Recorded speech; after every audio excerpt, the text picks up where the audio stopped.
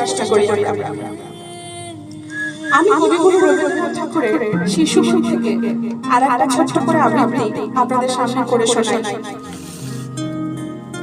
রাজার বাড়ি।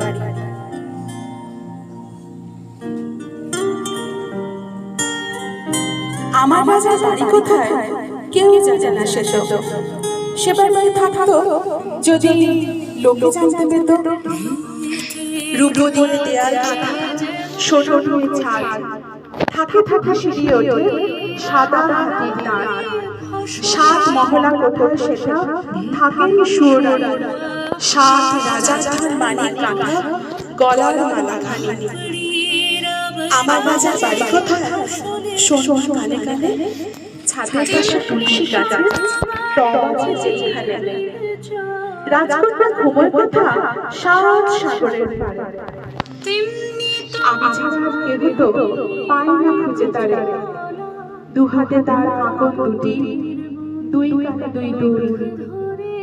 খাটের থেকে মাটির পরে লুটিয়ে পড়ে চোরে। ঘুমিয়ে তার যাবে যখন সোনার কাছে ছুঁয়ে, হাসি মুখে মানিক তুলে পড়বে ঝরে ধুয়ে। রাজকন্যা ঘুমোয় কথা শোনো কানে কানে, ছাদের পাশে তুলসী গাছে টব আছে যেখানে।